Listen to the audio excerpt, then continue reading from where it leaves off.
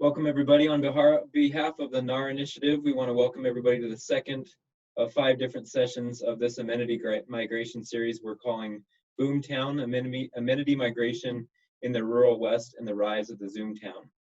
My name is Jake Powell. I'm with Utah State University Extension in their Landscape Architecture Department, and I'm the lead for the Gnar Initiative. So I wanted to share a little bit about the Gnar Initiative and explain what the acronym Gnar actually means. So the Gnar Initiative is GNAR, which stands for Gateway and Natural Amenity Region. The Gnar Initiative is a product of the Utah State University Institute of Outdoor Recreation and Tourism, and it's a hub for researchers, practitioners, and community members to work to understand the unique challenges that our gateway communities experience through targeted research, shared lessons learned with practitioners and students through educational efforts that enhance and make gateway communities special. So we're led by a volunteer core team and a steering committee that represents a diverse group of practitioners, support organizations, and academics. So the Gnar Initiative is really about you, but it also needs you. The Gnar Initiative has always been envisioned as a unifying common location for people who are interested in gateway communities to talk about issues and share their insights. We want you to add to our conversation and build up our body of knowledge. So this is one of many webinars and peer-to-peer learning sessions we've had. Please feel free to visit our website. We keep a recording and a summary of all of our different webinars. So feel free to go to gnar.usu.edu if you're interested in learning a bit more about what's already happened, both in this amenity migration series as well as peer-to-peer learning groups we've done before. There's also a lot of different ways you can be involved in the Gnar Initiative. One way is to join our newsletter and get emails about happenings. We'll post that link to join our newsletter in the chat function if you are interested. We also have what we call the Nar Network, which is a specific place for Nar communities, these communities that are near gateway, or that are gateway communities near natural amenity areas, to start to connect and have conversations between communities. So if you are interested in that, please go visit our website again, gnar.usu.edu, and there is a tab for the Nar Network. If you're also interested, you can also join our leadership team and help steer the future of the Gnar Initiative, and you are welcome to reach out and contact me. My email is jake.powell@usu.edu. Also, if your organization is interested in supporting the Gnar Initiative in our efforts, we're always looking for resources. We're looking for sponsors to help make our efforts a reality.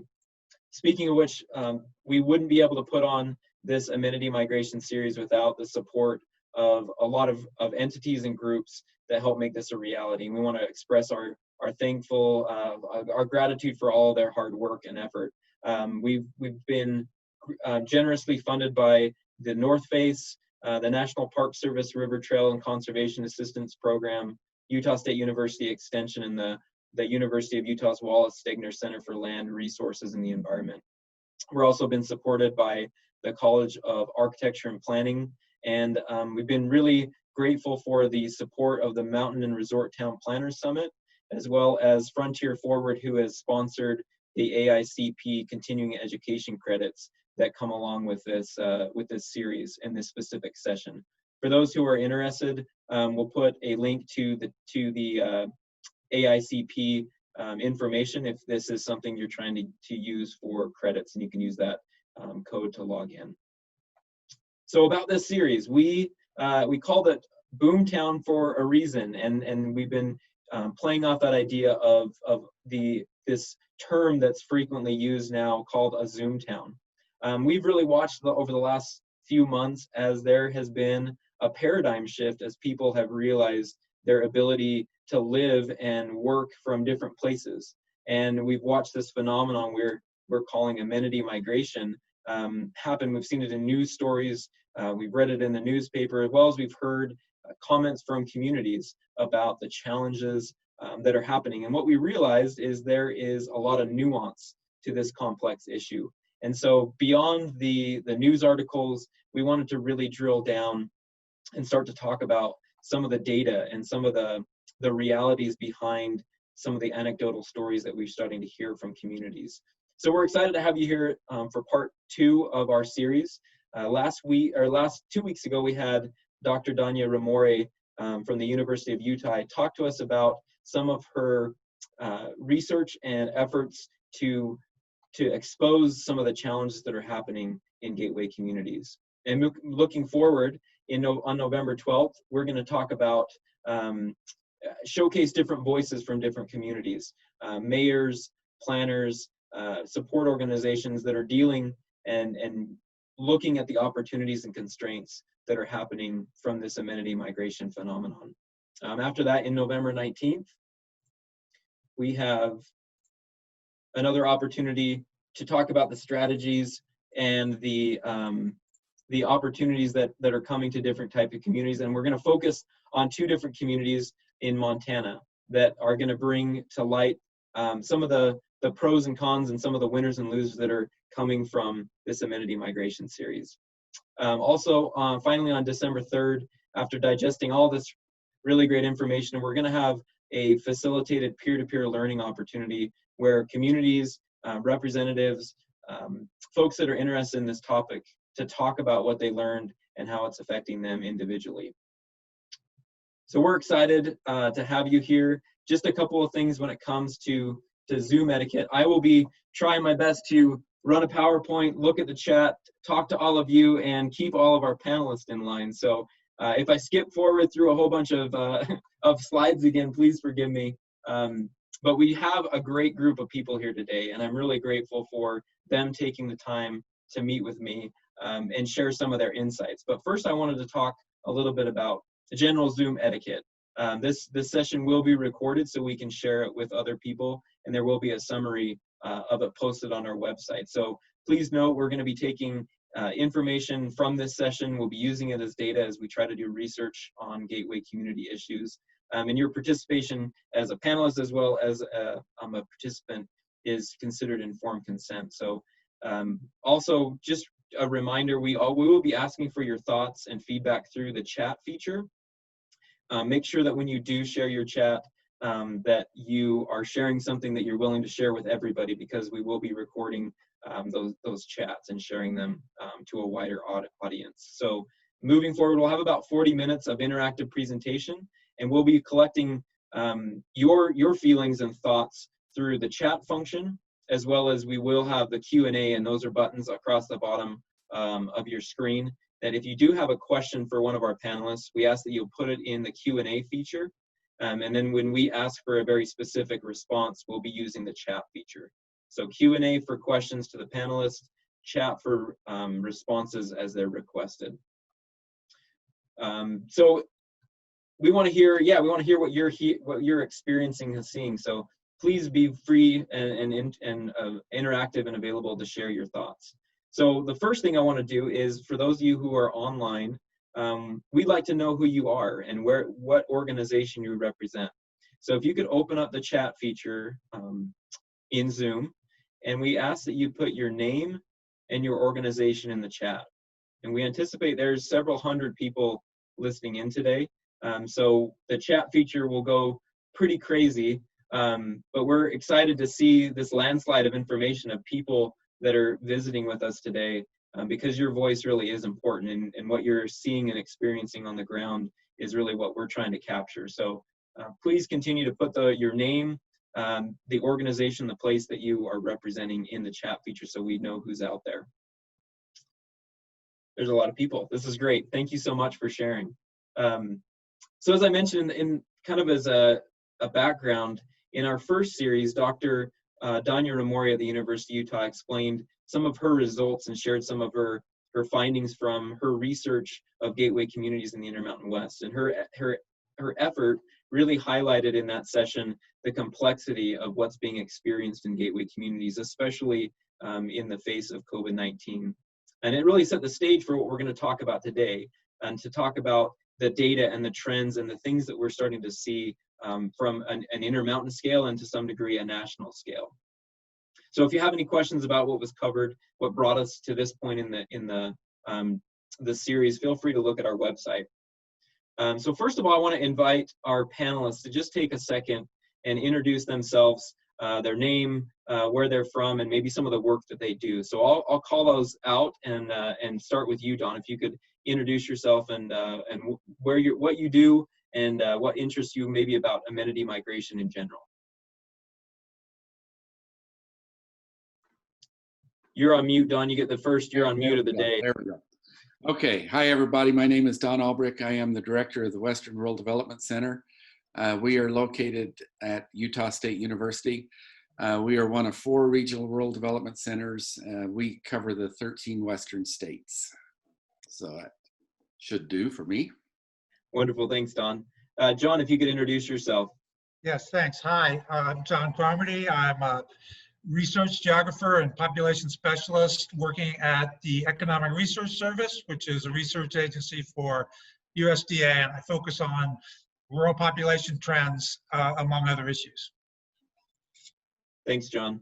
Megan, if you could introduce yourself. Sure. My name is Megan Lawson, and I'm an economist with Headwaters Economics.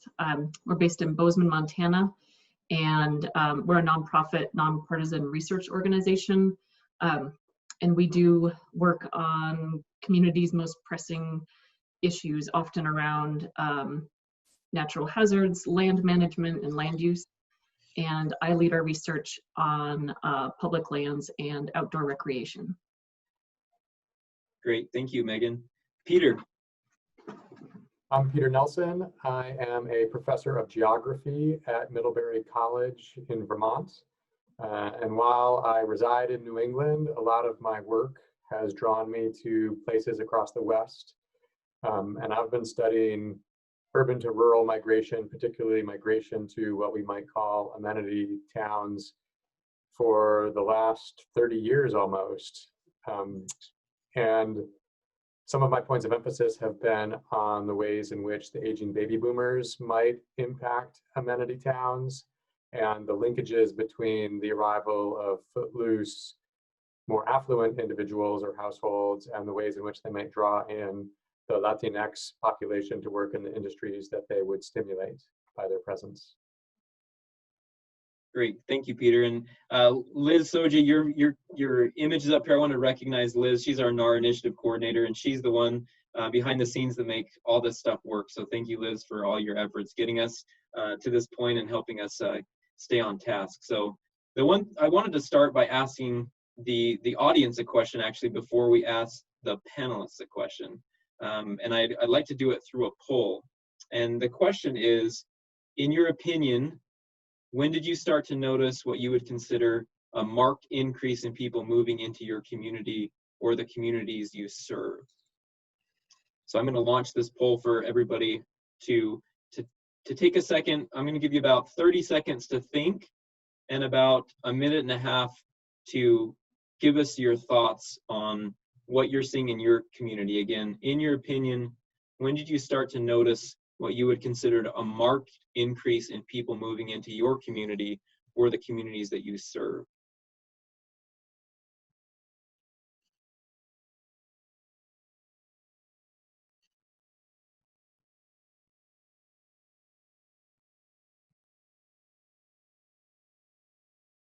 Great, we'll give you about 30 more seconds to share with us your opinion.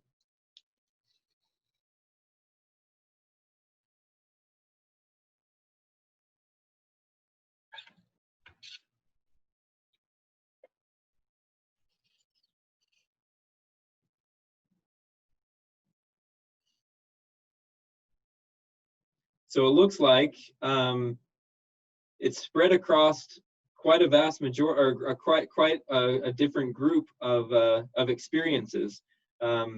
Many people, it looks like more recently, the 2010 to 2020 seems to be a section where there's been a lot of growth.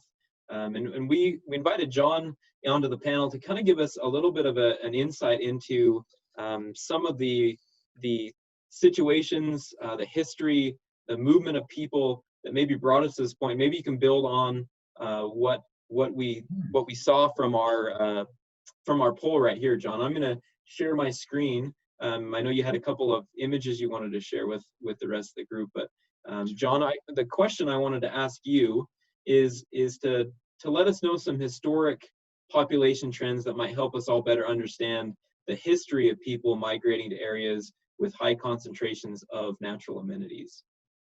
Sure, and thank you for having me. And yeah, I think my job is to sort of give an overview of rural population trends, and I will do that both in terms of changes over time and how patterns of population growth have varied across space as well. So in the following graphs, I think I have 6 pictures that we're gonna try to walk through. I'm hoping that that will provide a springboard to our more detailed discussion of amenity migration in the West. All of the graphs that I'm going to be showing, starting with the first one, is looking at rates of population change, and they're doing it focused on non-metro counties. That is our definition going forward of rural and small town areas. We have county level data, so we are using a county level definition. And our definition of rural and small town are counties that are outside of metropolitan regions. Generally, metropolitan regions are areas with an urban core of 50,000 people or more, and includes their commuting areas as well. So non-metro counties are areas that are outside of those population regions of 50,000 or more. And here, starting with this first graph, this is the only graph that I will be showing a comparison of trends between metro and non-metro areas. All the rest that follows is really focused on the trends within non-metro areas. And again, this is a national picture, not focused on the West in particular, although when we get to the maps, we can look at some of that. We're looking at rates of population change. Here we have it very detailed in terms of annual change in population, going back to 1976, all the way up to the latest year that we have data for, which is 2019.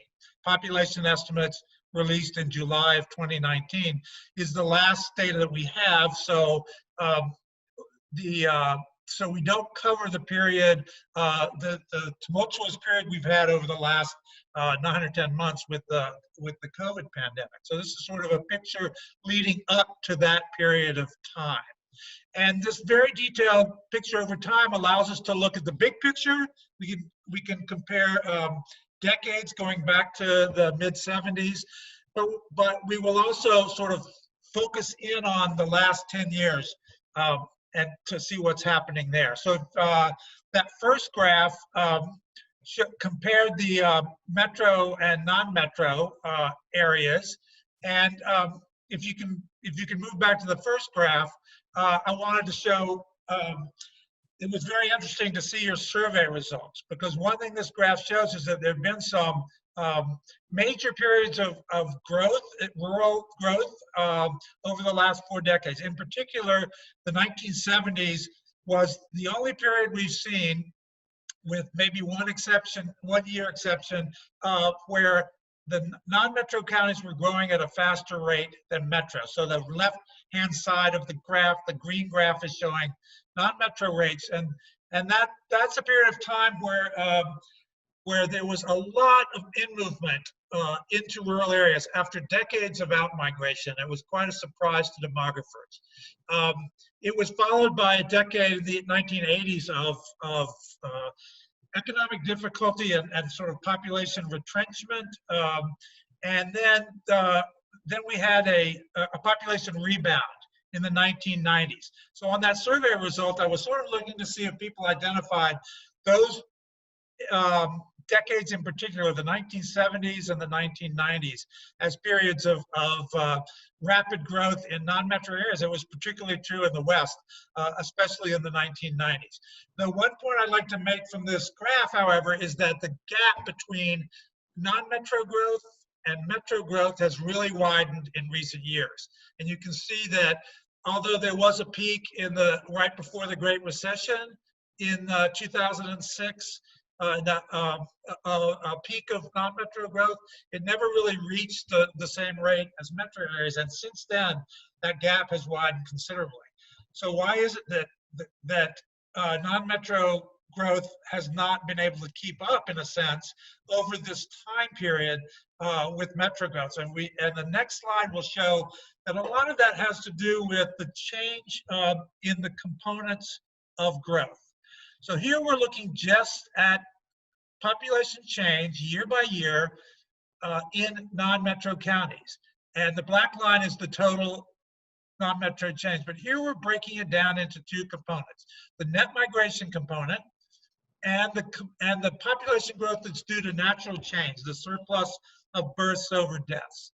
And what you see as a general trend is that the contribution of population from natural change has decreased over the long term. And this is following international trends, national trends. We have lower rates of fertility, women are having fewer children, and we have an aging population. And both of those are contributing to fewer births and more deaths. And you see that contribution to growth in rural or non-metro counties in the US is pretty close to zero now. And you have, as a result, you have many hundreds of rural counties that actually have more deaths than births. And that's a growing phenomenon. So that's a picture, the large picture over time. The next slide will show that I'm going to focus in on this last decade. And the maps that I'm going to show and the two graphs that I'm going to show are comparing what was happening, sort of the pattern of growth at the beginning of the decade when rural areas were really being hit hard by post-recession economics and very low population growth. In fact, that period of time, 2011 to 2014, was the first period of time since we've had data where non-metropolitan areas as a whole in the US were losing population. So you can see that a lot of that has to do with the shifts in net migration. And in this decade, it's been sort of a slow recovery out of that period of population decline early in the decade. So I'd like to sort of, the rest of the slides will sort of show what some of the patterns are between these two time periods, both the spatial patterns and how that breaks down into different types of counties. So I'm going to show you two maps. We might go back and forth a little bit with them. The first map is covering the period 2011 to 2014, that first box. These are, again, rates of population growth for that 3-year period by county.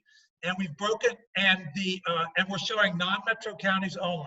So metro counties here are whited out, and then we have 3 shades of the lightest shade being population decline. And the really noticeable feature of this map from the early 2010s is just how many counties were losing population. You had over close to 1,400 non-metro counties losing population during this period. And compared with historic trends, what's really remarkable about this is the number of counties in the eastern US which are showing population loss. In the past, say in the 80s and the 90s, population loss was largely confined to the Great Plains and the Corn Belt and high poverty areas in the South. But here you see how widespread it got in those years immediately after the recession. What's interesting here, what was maintaining population growth in rural areas for a large part was what was going on with the energy sector. So you have oil and natural gas counties showing a big population spike during this period associated with the boom in the fracking economy You see that in North Dakota and Montana. You see it in parts of Oklahoma, in southeast New Mexico, and western and southern Texas. These are all areas that were booming along with the energy sector, and keep an eye on that as we switch to looking at the same population trends for a few years later, for the second half, 2016 to 2019. And you can see that a lot of that energy sector growth has cooled off considerably, and the geography of growth has switched. The two main features that I would like to point out is that there's a resurgence between that early part of the decade and the later part of the decade in counties that were traditional drivers of rural population growth. That is recreation and high amenity counties, as you can see in the West, in the Northern Rockies, throughout the Rockies, and even in places like the Southern Appalachians, in North Carolina, Tennessee, Northern Georgia, even a little around the Great Lakes, you see an improvement. And we can go back to the original slide just to capture that switch. So you see, especially in the West, there's a switch away out of the energy sector counties and into the more traditional high amenity recreation areas. This map, that second map, it is very similar to the maps that you would see in the 1990s in terms of growth into the New West, migration into the New West. You also see a resurgence in counties surrounding metropolitan areas. Another key driver of rural growth over the past decades has been the expansion of metro areas into nearby rural areas. You can really see it, say, for instance, around Dallas, Fort Worth, in northern Texas.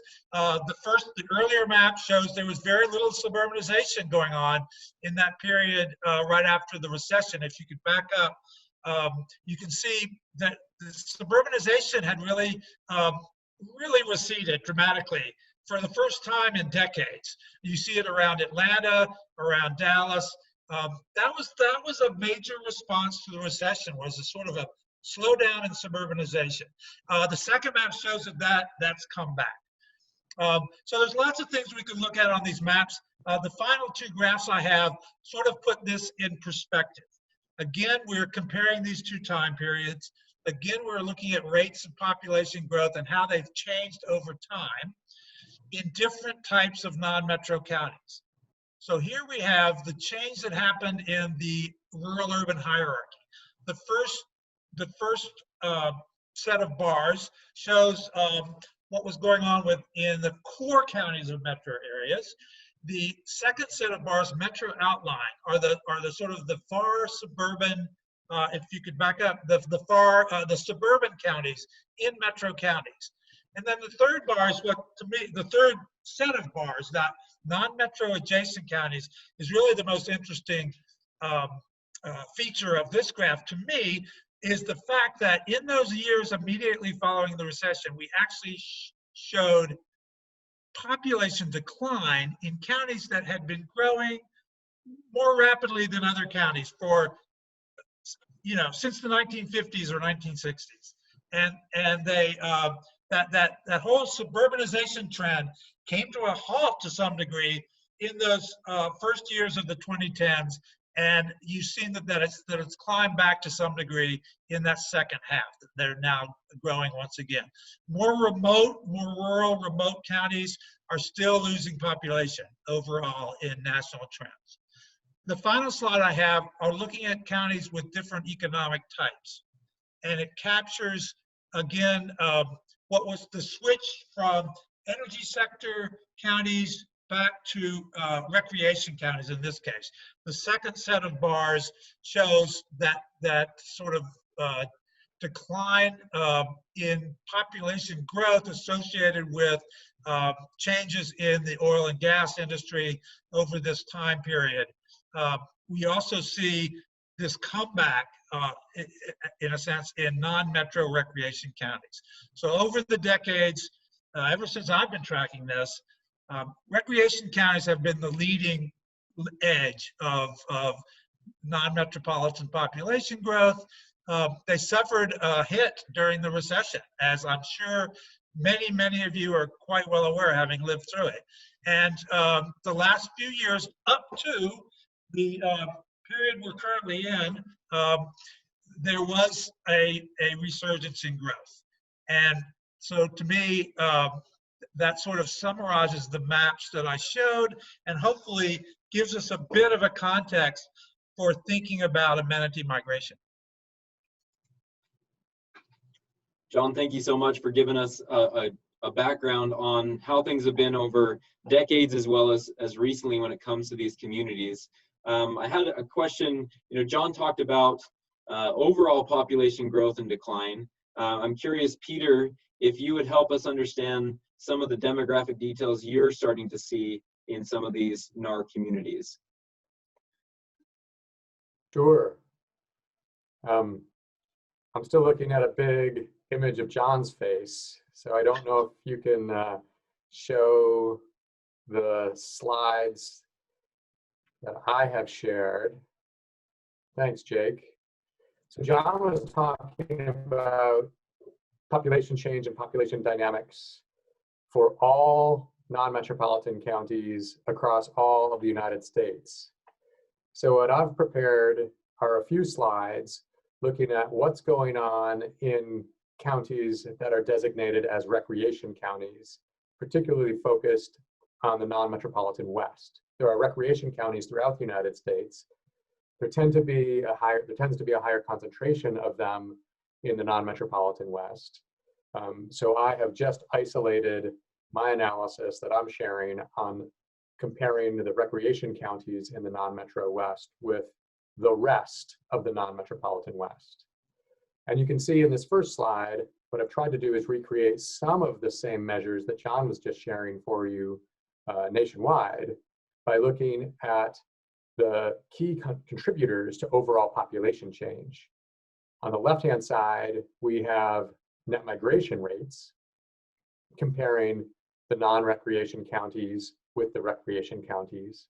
And then on the right-hand side, we have natural increase, comparing non-recreation counties with the recreation counties.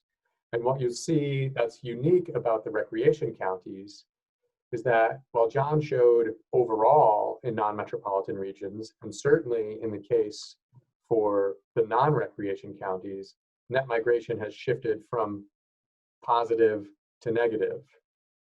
However, the recreation counties have maintained positive net migration throughout the 3 decades that I'm illustrating here. So they have yet to experience that negative net migration that was more common when you look at the aggregate picture. Net migration is slowing, but it has yet to shift away from these recreation counties. Similarly, and probably showing less of a contrast with the non-recreation counties, on the right-hand side of this graph, we see natural increase, or the balance of births and deaths. So non-recreation counties and recreation counties are much more similar in terms of the decreasing trend of natural increase. And that's a combination of, as John indicated, lower fertility and an increased aging population, which is going to increase deaths. Now, if we look at kind of the ways in which these different demographic forces contribute to a changing demographic composition across recreation and non-recreation counties, we see a couple of interesting trends that are noteworthy. On the left-hand side of this figure, we have the proportion of the population in non-recreation versus recreation counties that is over the age of 65. And you'll note when you compare these two groups of counties, recreation counties are aging more rapidly than non-recreation counties. And this is somewhat surprising to me, because we think of recreation counties as being populated by these young, active, sort of outdoorsy kinds of people. And that's certainly the case. But in the aggregate, the populations are getting older through a couple of different processes. On the one hand, the baby boom now is quite old, and we know that their migration tends to be directed towards these high amenity destinations. So those positive net migration streams that we've seen impacting recreation counties are likely to be drawing in a somewhat older population. You layer that on top of decreasing birth rates, and you inevitably will be getting populations that are more top heavy in terms of their age structure. If we look on the right-hand side of this graph, we also see that recreation counties are becoming increasingly diverse in terms of the composition or the share of the Latinx population within their overall populations. They're not as diverse as the non-recreation counties across the West, but they're becoming increasingly diverse. And I should note that the non-recreation counties are probably distorted in terms of the Latinx population, given that this region includes Arizona, New Mexico, where you have very large populations with that identify as being Hispanic or Latino. Now, many of you might be asking, well, what do all of these trends mean in the context of COVID? And unfortunately, we don't have really real-time data on migration. We don't know, at least from official sources, how many people are currently relocating to these recreation counties to shelter in place in these amenity-rich environments.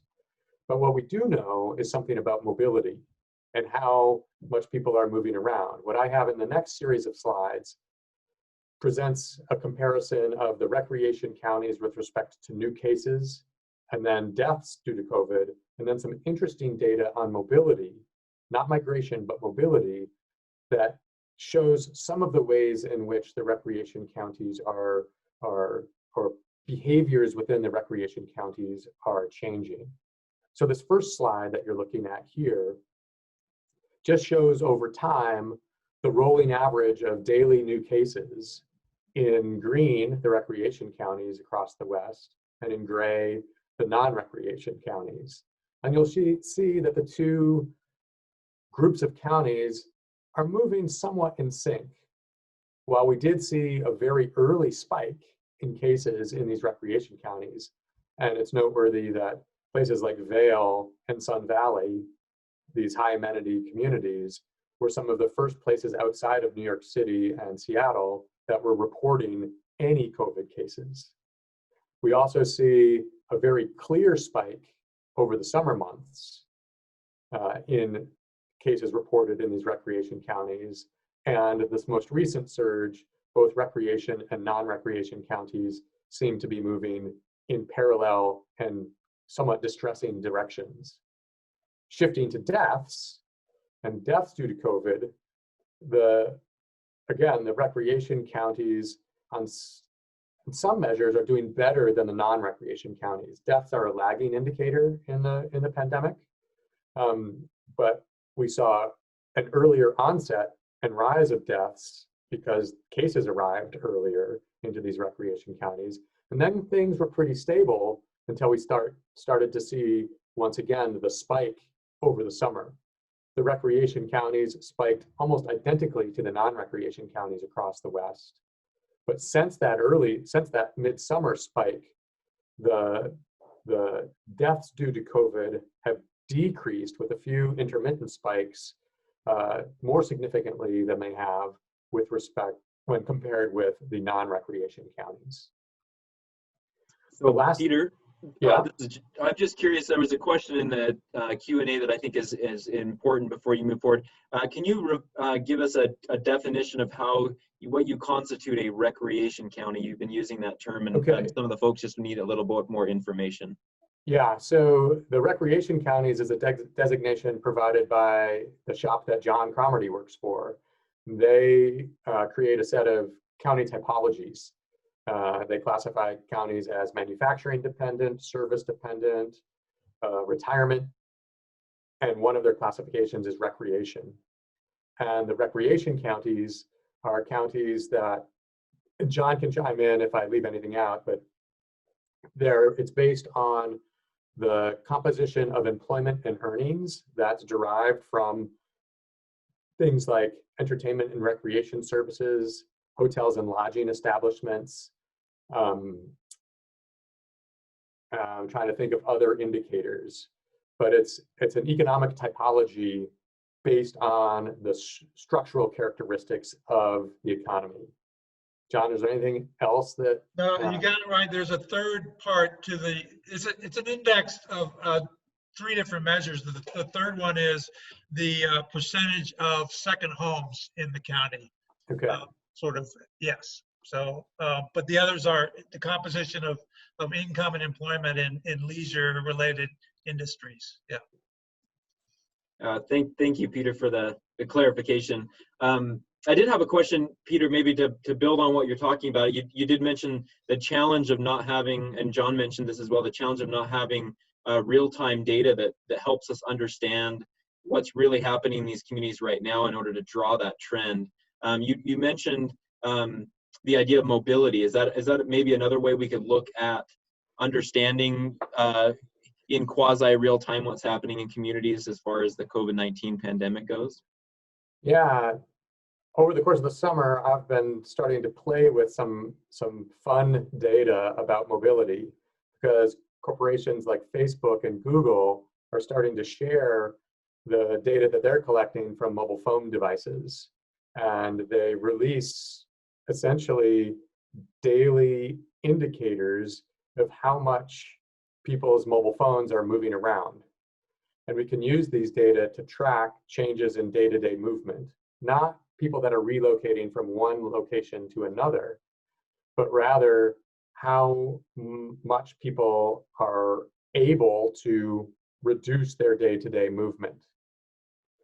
So, and the graphs that you're looking at now, these next 2 graphs, trace over the course of the pandemic the degree to which those phones that have agreed to the terms and conditions that everyone clicks on and agrees to when they install apps have been moving around within counties, and they are reported as a relative change compared to pre-pandemic levels.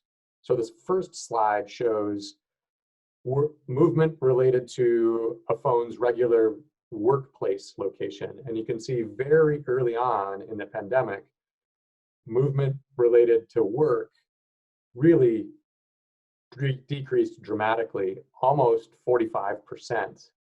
The phones were moving around less in the recreation counties. Movement also decreased in the non-recreation counties, but to a somewhat lesser degree. So people were staying at home much more during the early stages of the pandemic. You see these little spikes. Those correspond very clearly with holiday weekends. So the first spike is Memorial Day. So the decrease in workplace mobility, people aren't going to work on Memorial Day. Then we see the 4th of July, and then we see Labor Day. Gradually, what you've seen over time here is that work-related movement continues to be about 20% lower than it was in the pre-pandemic level, pre-pandemic times. But the difference between recreation counties and non-recreation counties has effectively disappeared. The reduction in mobility is about the same. They also report movement related to recreation, not just going to work. And this is really, I think, kind of interesting and might be of relevance to the people attending to this webinar. Recreation-related mobility, again, plummeted, close to 45% during the early days of the pandemic.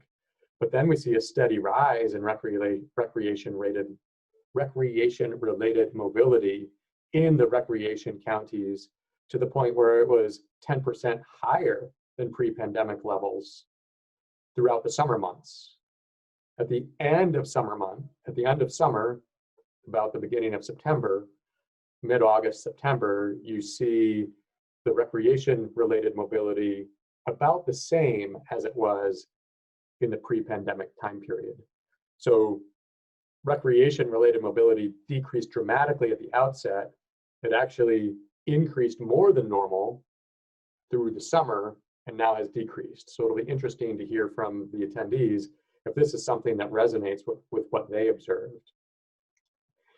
And last, while we don't have good data on where people are moving, we do know that migration tends to happen on established pathways. So people tend to move where they tend to follow streams that are established. People tend to move where their friends and neighbors moved last year.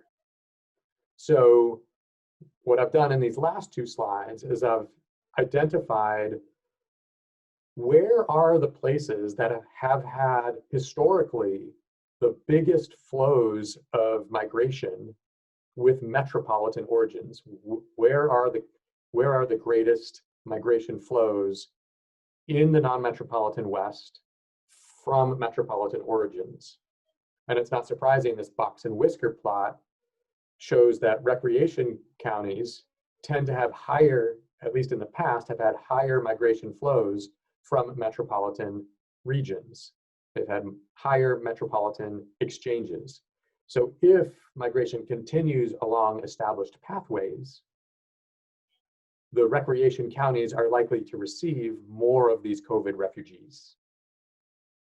And in the final slide, I show this in a map form, where on the left-hand side in the map, you see that migration flow in increasing shades of green for all non-metropolitan counties in the Western United States.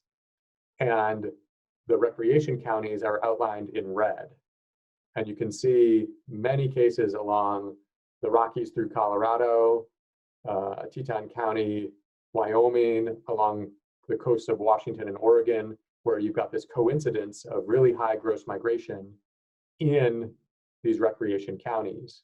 And on the right is just a distribution. If we divide all of the counties in the West into quartiles, the almost 50% of the recreation counties fall within the top 25% of gross migration with metropolitan counties. And I saw a question pop up in the chat. These data are from the county-to-county migration flow files that are provided by the Census Bureau. And that's what I've got to say so far about this. Thank you, Peter. I had a question. I wanted to pose a question to the audience. We've talked a little, or you've shown a little bit about how people are moving around, and I'm curious how people are experiencing this in their own communities. So if you could, in the chat, open up the chat, everybody, and I'm going to post a question. I'd like you to describe the new arrivals in your community. Where are they coming from? What are you experiencing when it comes to migration in your own community? So this is just a reminder to all of the folks. Think for about 30 seconds about this question. Describe the new arrivals in your community. Where are they coming from? You know, are they young? Are they old? Do you know where they might be hailing from? And let us know what you're experiencing in your community. So think about that for about 30 seconds, and then post it in the chat feature.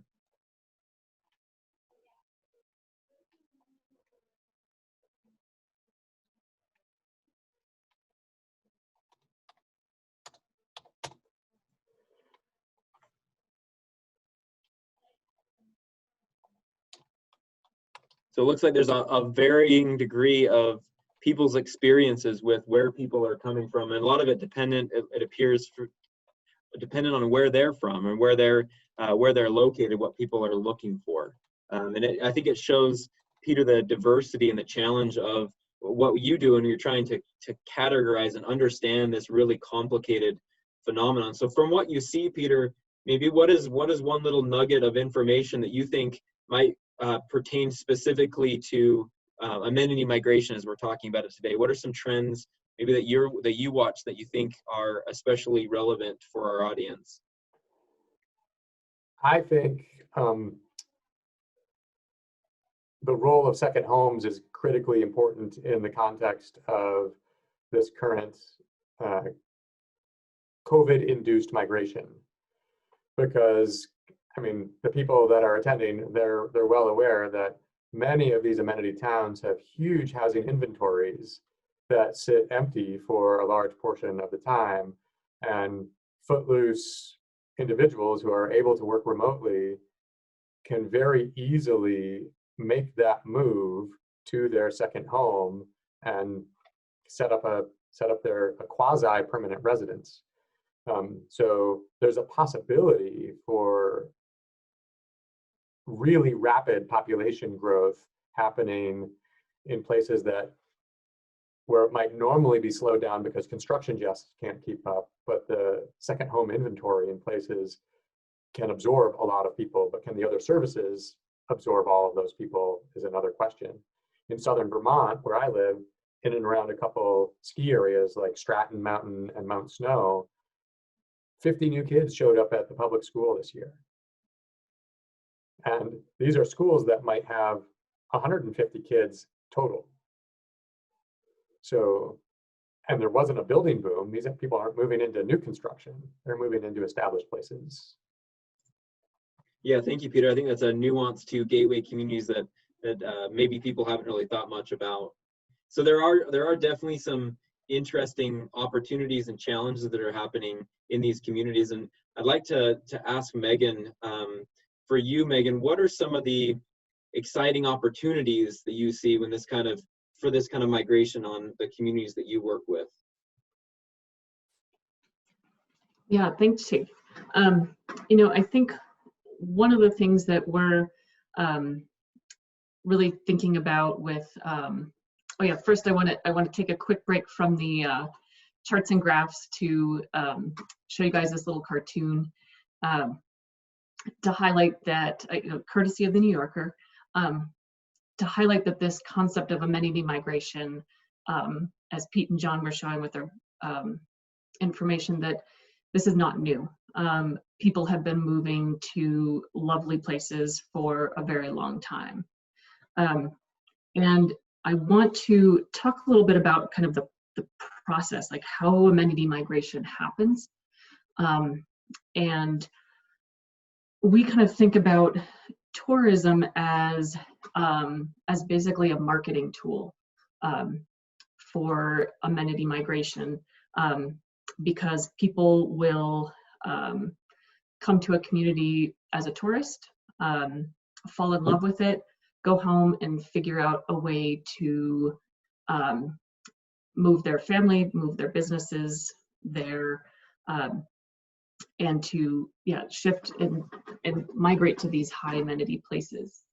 And so the next slide that I have showing this bar chart, again, it's a just sort of a different presentation of what John and Pete were already describing. But we were looking, this is some research showing net migration for those 3 different size communities.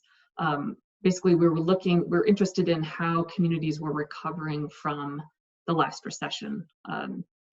And basically what was most interesting to me is in those rural places and in small cities, on average, again, this is, of course, there are outliers on either side of things, but on average, if you were a recreation community, you grew since the last recession. If you were not a recreation community, you shrunk and lost population. And so how exactly does that happen? You know, we think of tourism as an opportunity, sorry, not tourism, we think of amenities and outdoor recreation as a way to recruit businesses into a community. There's some research I saw in the chat. It was a delight to see some folks I know in Sandpoint, Idaho. We did some research up there a few years ago. Sandpoint is in northern Idaho, in the Panhandle, and it's far from business centers, but it's remarkable in that it has a very diverse economy for such a small place. It's a lovely little town on a lake with a ski resort, and it's rich in those natural amenities. And it has a very diverse economy with a very strong manufacturing sector. It has an aerospace cluster. It has a very strong tech and software cluster. And so we were interested in, why are you located in this place where it can't be the easiest place to do business? And so we did interviews with the leaders and founders of several of those manufacturing and aerospace businesses. And more often than not, when we asked them why you're in Sandpoint, it was because they had driven through on a cross-country trip. They had gone there as a tourist. Friends had told them they had to visit it. And so it was that narrative of they fell in love with it and they moved to the town, and they moved their business to the town. And then we know that once those businesses are established in these recreation communities, they can then sell those amenities, sell that outdoor recreation and quality of life as a way to recruit talent, and as a way to compete with big cities to get employees to move to their small community.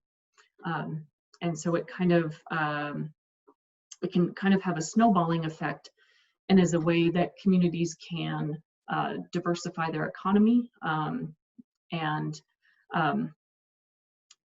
think about outdoor recreation as a strategy, not just to build their tourism business, which is, as I mentioned earlier, kind of, maybe brought those people in there initially, but amenity migration can really start helping diversify, which is key to a community's economic resilience.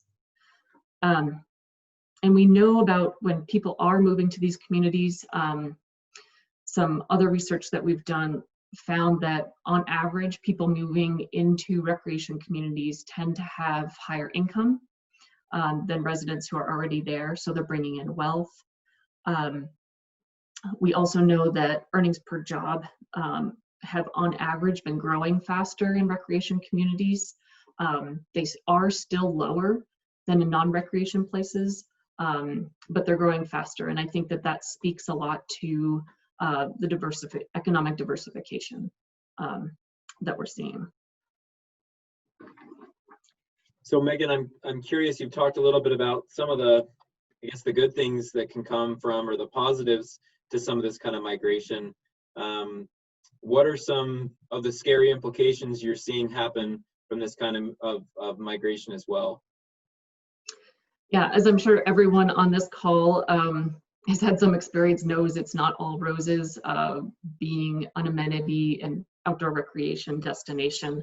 I think the first category of impacts to think about are effects on resources and the natural resources. So we see sprawl and land use change that goes along with housing construction. A lot of that will be happening in the wildland urban interface. So that increases a community's exposure to wildfire as people are building up into the forest.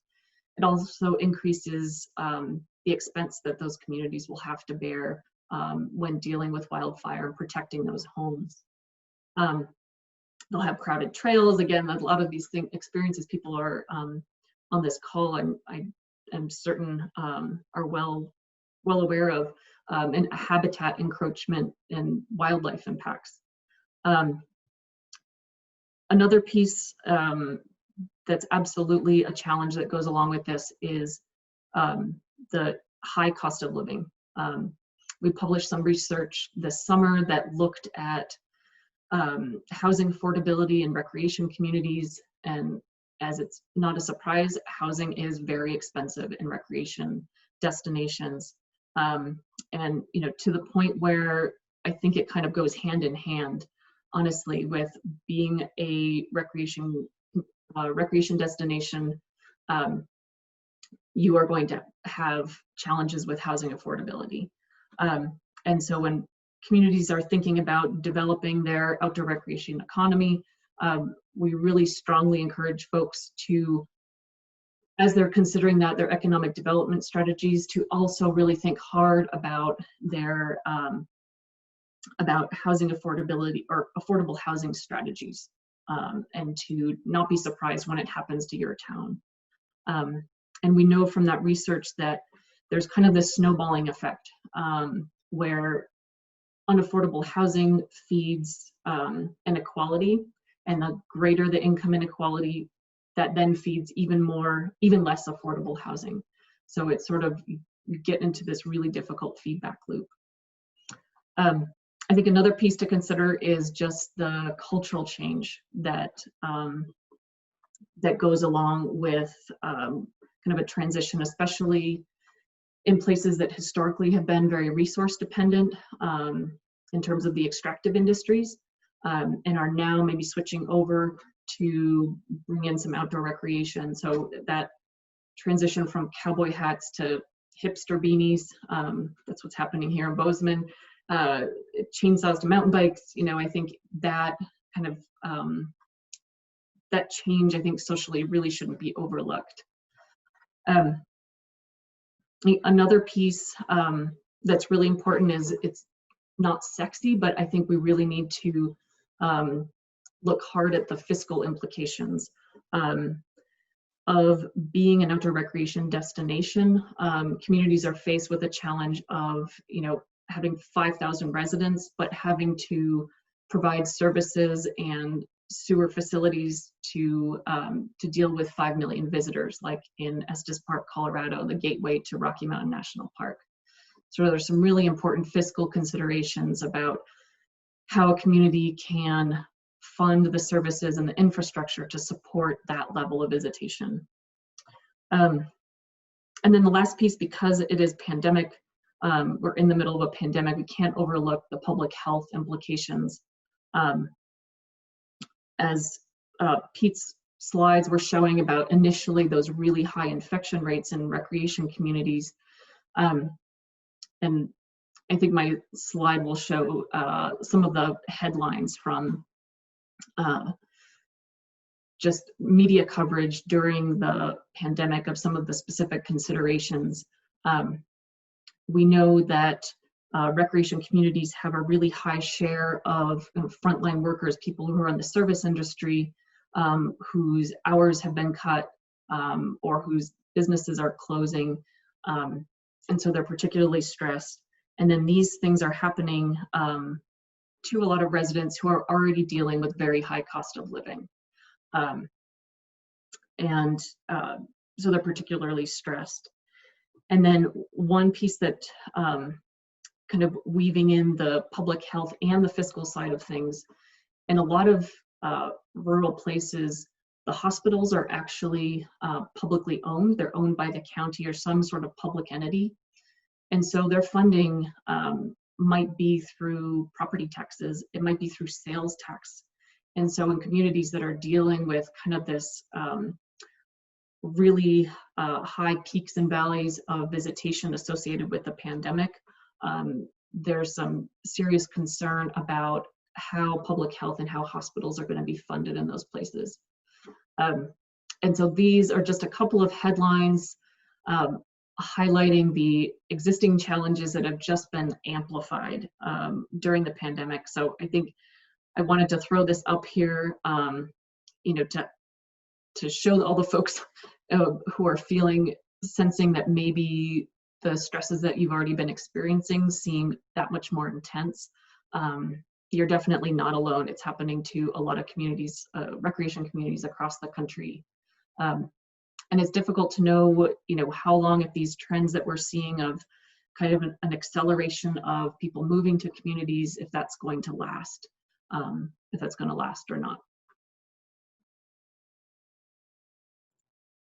Thanks, Megan. Thank you for the kind of balanced approach that there is opportunities, there's challenges, there's winners and there's losers in this phenomenon that we're observing. And I think it's really important to highlight to community members, community leaders, that and to those who may be interested in moving to some of these places, that there is an impact. You know, it's not all good and it's not all bad, and sifting through and recognizing that, I think is really important. So thank you for sharing those insights. I wanted to finish up with and invite Don Albrecht to share some of his thoughts. Don, as you travel around and you hear from gateway communities across the Intermountain West, as your role as the director of the Rural Development Center, what do you think who do you think are going to be the winners and losers as these trends continue? Okay, thanks, Jake, and good to talk to everybody. So, in my job as director of the Western Rural Development Center, at least prior to the pandemic, I spent a lot of time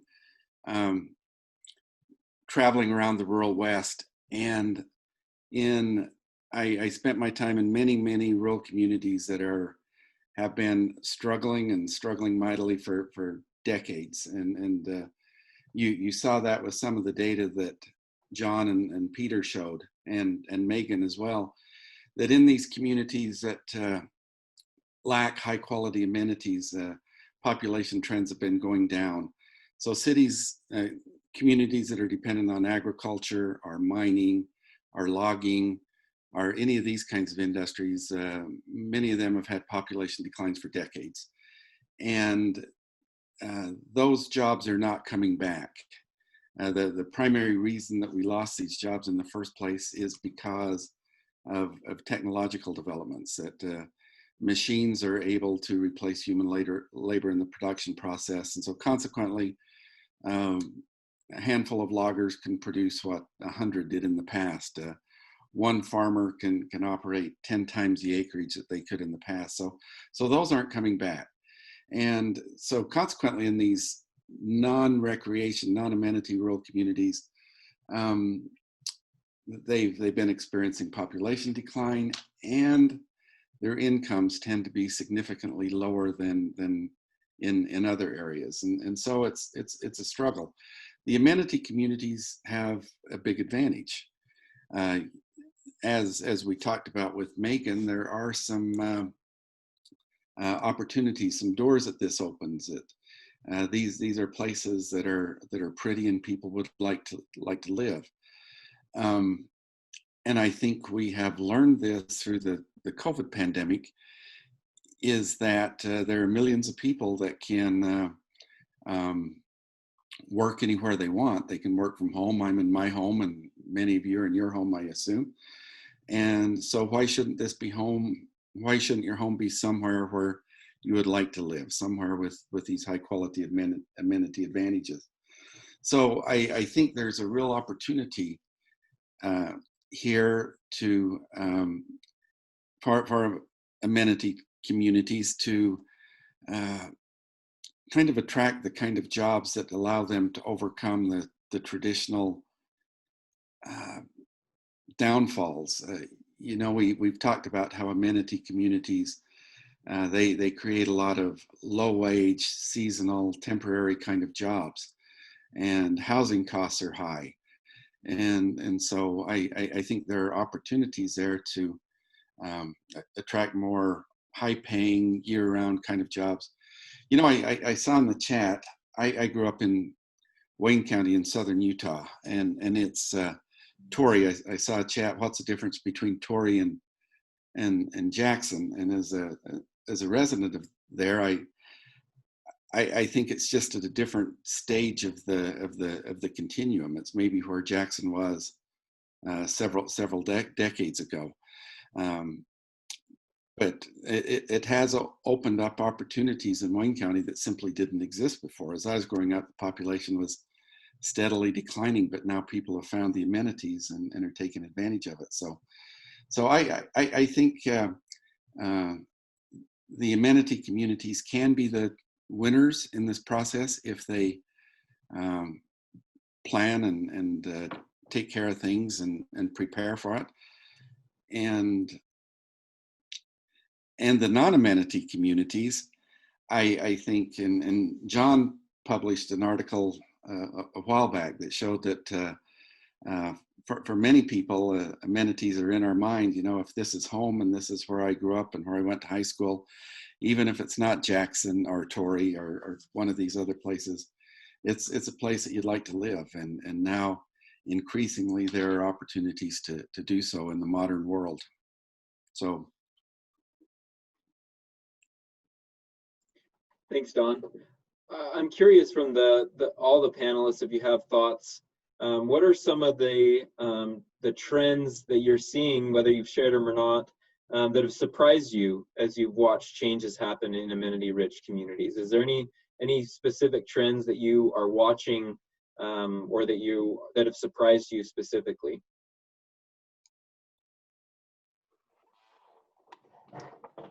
A couple of things that have surprised me are, and I mentioned this, these amenity communities are becoming increasingly diverse, and diverse in terms of race and ethnicity, diverse in terms of age structure, and diverse in terms of socioeconomic class. So we might hold this imaginary belief of rural places as being somewhat homogeneous, and that is decidedly not the case. And the other thing that has piqued my attention in the last 10 years or so is big capital. By that I mean things like hedge funds have taken an interest in getting into the real estate market in these amenity communities. So the hedge fund that was led by Tom Steyer, who ran the ill-fated president campaign to get the Democratic nomination for this current presidential race, his hedge fund is responsible for a uber high-end resort development in Jackson, Wyoming. So it's no longer just the wealthy that are buying a parcel and developing a land, but it's a big hedge fund that's got investments from, you know, the pension plan for the state of Delaware, and you know, coal mines in Indonesia is now seeing rural space and amenity destinations as a lucrative place to dump some of their excess capital, excess cash, and they're generating a good return on it. So the game is changing a little bit. Peter, this is Don. If I could, yeah, I agree that we're seeing an increase in diversity in these communities, and a lot of the places that I go, that is a source of conflict. That these communities that are used to being, you know, very all of one race and one religion and the same type of jobs are struggling with increased diversity. And so yeah, I think that's a good point, and it raises some struggles for these communities. Okay, I'll let somebody else talk for a minute. I was going to ask another one, but then I'll wait a minute here. Yeah, thanks, Don. Thanks, Peter. Megan or John, do you have any thoughts on those trends that you're watching, or do you think the audience should keep an eye on when it maybe in their own communities? Yeah, I think. Go ahead. Okay, and just when following up on what Peter was talking about with increasing diversity and how it's, and I'm thinking specifically about racial and ethnic diversity. We know that not so much in recreation communities, although it's still a factor, but there are a lot of places, a lot of rural places in the West whose population would have declined were it not for growth in minority populations. And so I think that folks don't notice that as much. And so we're definitely keeping an eye on that and are curious, as everyone is, with as to what the implications of the pandemic are going to be for some of these long-term trends that we've been seeing. As you know, are they going to just accelerate, or are some of these things going to reverse? Yeah, thank you, Megan. Yeah, I don't really have too much thought about surprises in the trends. looking back on what happened during the recession, the years immediately after the recession, and then sort of the recovery, demographic recovery, so to speak, and migration in the last few years. I was not surprised either that sort of recreation amenity areas took a hit, just given the nature of the recession, and especially the important role of housing and people's housing nest eggs, and the role that plays in a lot of amenity migration, that it's not surprising, given the loss of equity in so many people during the recession, that would be reflected in a serious decline in amenity migration in those years following the recession. I was not surprised to see that it's been able to slowly, at least, come back. I was maybe a little more surprised that suburbanization is on a comeback trail. That was a really interesting question to me. After 40 years of relentless expansion of metro areas, to have that come to or to be seriously slowed down in the years right after the Great Recession, posed the question: are we done with suburbanization? And I was sort of leaning towards yes. I think it won't come back to the same extent that we've seen in prior decades, but it has. It's come back. The amenity migration, the pattern of amenity migration wasn't as surprising to me, maybe, as that pattern was. For what it's Thanks, worth. John. Yeah, there's something to be said about watching trends and seeing things over time that this group of panelists are well versed at, and I appreciate that vision. A couple of questions from the audience that I'd like to pose to the panelists. I'm going to try to aggregate or sift through a few of these. But one of them was, we've talked about this from a long-term trend. We've talked about it from a pandemic trend. I'm curious, and this is a little bit speculative, but is this just another peak inside of those graphs that we saw? Is this just an anomaly? Maybe post-pandemic things will change and slow down. What are some of your thoughts? And again, we're talking trends, but I'm asking you to be a little bit forward or out thinking beyond what the line graphs say, to maybe give us an idea what you think about post-pandemic effects. Jake, could I take that for just a second? Please, Don. I think this pandemic has been a fundamental change, and I don't think things are ever going to go back the way they were before. I think that this trend of living where you want and working for somebody far away or whatever is here to stay, and so I think it's fundamentally going to change migration patterns. It is something that rural areas have a chance to reverse decades of having lower incomes and everything compared to urban areas. That they can really take advantage of this. That it's no longer necessary to live in the city, and so I think this is. I think this will be a big change that we'll look at decades down the road and see a turn in the road there. So just my thoughts on it. Yeah, thanks, Don. I think that's an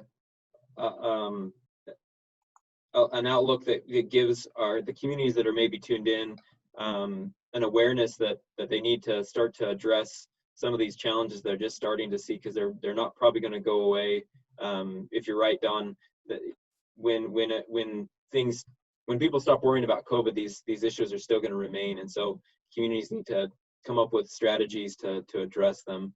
Does anybody else on the panel have a comment on that idea of post-pandemic effects? I can't really comment on the post-pandemic, but I will say that the trend that Don's describing was an important one back in the 1990s, sort of during the rural rebound, especially in the West, and Peter's research really looked into this at that time, was the role of sort of footloose urban people who could move their urban jobs into rural areas. They had cute titles like Lone Eagles and High Flyers. And it was something that was studied very carefully, but it never amounted to a really big phenomenon. It certainly was contributing, but it wasn't something that we ever saw as a major driver then. So I was really interested to hear Don say that that's what to look for now. Sort of this footloose type of employment, and therefore people choosing places to live based on amenities and what they like, and and having that new freedom of choice. So that's something we can look back to the 90s and see sort of the origins of. But what Don's saying is it's really different now. And the only thing go ahead, Megan. So I was just going to, I think I agree with Don that this is a significant shift and will add to one of those spikes on our long-term trend graphs. But I'm not, it does raise a question of how many, and I think, John, you were starting to talk about this, of how many of these communities are actually equipped to support all these new residents, and particularly around broadband access. To be a Zoom town, you need sufficient bandwidth to do that, and there's a tremendous disparity in just access and speed, and kind of what places. I think that will that kind of digital infrastructure divide is really going to be exacerbated looking forward. And so maybe the places that have it will be able to sustain these new migrants, and those that don't will need to talk to their Congress people about getting some more funding for that.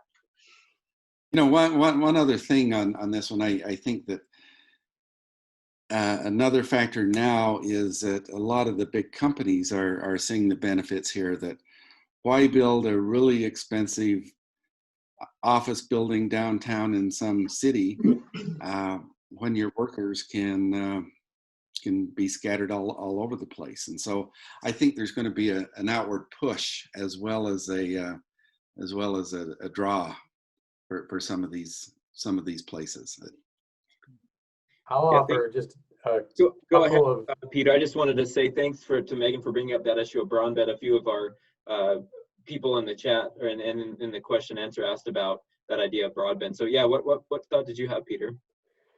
I was just going to say that to the extent that this COVID pandemic is a kind of presents a sea change in migration, it's only going to exacerbate the unevenness, because once people are footloose, then they can choose where they want to live. And not all rural communities are created equally. I mean, this is all about the high amenity communities. So I think the high amenity communities are going to feel more acute strains to this. I will say, though, in response to Don's statement about, people can now work from home. I've been working from home since March, and I can't wait to go back to an office. There is a social aspect of work that I think people only implicitly acknowledged, and now they're becoming more explicitly aware of, that many people thrive on, and there is no social substitution. I see somebody saying the view from your office is pretty nice. That's just my backdrop. If I turned that off, you'd see like a laundry basket and a ping pong table, and Yeah, I think, Peter, maybe that's an interesting thing for communities to consider, is when these people, if they do show up working remotely, they might be looking for a different social outlet than workers from before. And that's an interesting thought. One of the questions that came up in the chat is, how do you think, for the panel, are there any potential ideas you have for how this influx of potentially high earning workers might affect maybe those who are in those communities that are still with low wages and high housing costs now? Is that a trend that you foresee being an additional challenge to what we're already seeing in gateway communities. Yeah, I Maybe think Megan, you can take that one. Yeah, I can start with that. I would say emphatically yes. Recreation communities have already been seeing this for a long time. And that's just getting more intense. And I think too, as particularly in some communities that are seeing really rapid population increase and lots of people moving to town, it's, the impacts on real estate are being felt kind of all up and down the market. And, with construction can't keep up. And so the rental market is then getting affected, and rental market is tightening as well. And so they're really pretty, really quite broad impacts. But I'd love to hear if the other panelists have thoughts if this. I don't think it's substantively different than the existing stresses that have been feeling existing, difficulties with income inequality that go along with income inequality. I don't know that it's substantively different than that, just a more intense version of what was already there. Yeah, Megan, thank you. I mean, that's probably a rabbit trail that we could all, go down as far as that goes. But I did want to point out something that showed up in the chat that I think is important to stress, is this idea of if amenity migration and the trends continue to show that it's happening, so part of the question is, how do we get these people to plug into our communities? How do we get them to be active community members and not just visitors or second homeowners or retirees that aren't maybe as interested in school bond issues and the things that the fuel that makes a community work as we know it and appreciate it, and that make these communities special. Part of what we work hard to do in the Gnar Initiative is highlight that these communities are special for all kinds of different reasons, and losing what makes them special is an immense threat, I think, in this amenity migration phenomenon. So any thoughts, anything you see from the communities you work with or interact with, of ways they're getting some of these new amenity migrants to connect to their community, to build the community, not just stay in the community?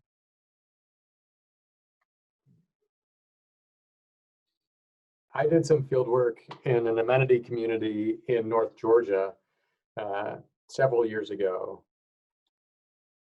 And one of the proactive things that the community members did, they were receiving large numbers of in-migrants, mostly people moving out of Atlanta. And the in-migrants wanted to be involved. And left to their own devices, they'll get involved in areas or on initiatives that they think are important. So this community was relatively proactive in that they got together and they developed a menu of like local organizations or local initiatives or efforts that would advance the interests of the resident community. So rather than the dog lover arriving and saying, well, I'm going to invest, $80,000 in the Humane Society, if what was really needed was, a shelter for, women that were suffering from domestic violence. So they put out a portfolio. And then when people arrived and they said, I want to be part of this community, they said, oh, well, it's funny that you ask. Look at these organizations that are looking for a new board member or a volunteer opportunity. So putting forth that kind of portfolio of options was a way of directing the good, well-intentioned energy of these newcomers in productive directions. Yeah, thank you, Peter. That's a great example. We're about out of time, and I wanted to thank the panel and thank the audience for being engaged, as well as sharing a lot of really great information. This recording and a summary will be posted on the Gnar website, but we encourage you to be engaged. I've really enjoyed, as I've kind of out this corner of my eye, watched the chat, the back and forth. There's a lot of really great information that you are sharing as an audience together, and I think that's the beauty and the effort of the Gnar Initiative, is to get us all talking and really have a conversation about some of these tough issues that our panelists have highlighted. And thank you so much for being a part of it. thank you to our audience for being here. Just as an aside, we do have a lot of events coming up as part of this series. I'm going to share my screen again to highlight that on November 12th, we'll be talking about these community perspectives and listening to community representatives about what's happening in their community and how they're experiencing this differently. And then moving on to the 19th and the 3rd, where we'll talk about some of the challenges and tools, like what Peter is mentioning, that communities are trying to use to make the best out of this phenomenon, and then talk on in December as communities, amongst communities, about what they're doing, what's working, and what's not. So make sure if you have an opportunity to RSVP for these, we love having you as part of the Gnar Initiative, and continue to share your thoughts and ideas with us. Reach out to us at the Gnar Initiative through our coordinator, and we can continue the conversation that we started today. So thank you very much on behalf of the Gnar Initiative to our panelists and audience. Thank you. Thank you. Yeah, thank you.